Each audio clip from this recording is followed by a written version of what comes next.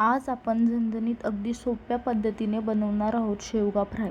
इतकी चमचमीत भाजी हॉटेलसारखी घरीच करू शकतो. रेसिपी करायला एकदम सोपी आणि साधी. कमी वेळात कमी साहित्यामध्ये एकदम झणझणीत शेवगा फ्राय आपण घरीच तयार करू शकतो.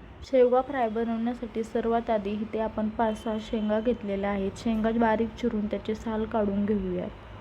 शेंगाचे वरचे साल काढले की शेंगा लवकर शिजल्या जातात. कढईमध्ये 1 ग्लास पाणी घेऊ. पाण्यामध्ये अर्धा चमचा हळद आणि अर्धा चमचा मीठ टाकून मिक्स करून घेऊ आणि आपण चिरून घेतलेल्या शेंगा स्वच्छ धुवून घेऊ आणि धुतल्यानंतर त्या शेंगा या पाण्यामध्ये टाकून 10 मिनिटं शिजवून घेऊयात. अर्धी वाटी कच्चे शेंगदाणे घेतले आहेत, ते आपल्याला भाजून घ्यायचे आहेत.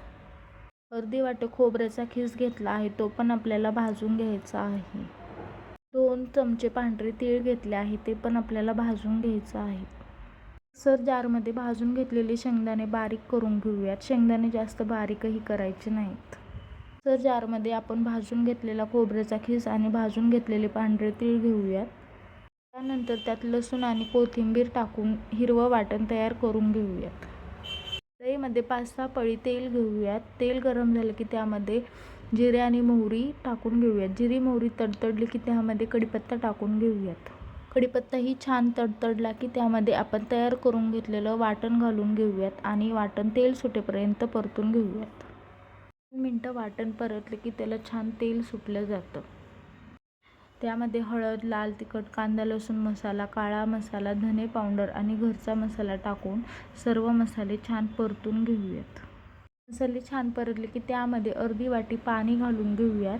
पाणी आपण शेवगा शिजवताना ज्या शेंगामध्ये पाणी टाकलं होतं तेच पाणी आपण इथे टाकून घेऊयात. 2 मिनटं पाणी टाकल्यानंतर मसाला परतून घेऊयात. 2 मिनटामध्ये मसाल्याला छान तेल सुटलं जातं आणि सर्व मसाले एकजीव होऊन जातात. मसाला छान परतला गेला की त्यामध्ये आपण शिजवून घेतलेल्या शेंगा टाकून घेऊयात आणि पुन्हा एकदा सर्व मिक्स करून घेऊयात, जेणेकरून संपूर्ण मसाला त्या शेंगांना लागेल. त्यानंतर अर्धी वाटी पाणी टाकून घेऊयात.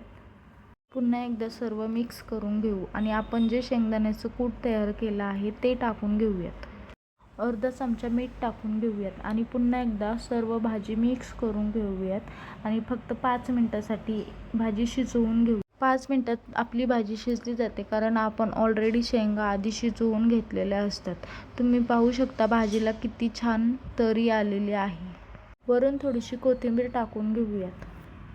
कोथिंबीर टाकल्यानंतर सर्व भाजी पुन्हा एकदा मिक्स करून घेऊयात आणि गॅस बंद करून घेऊयात.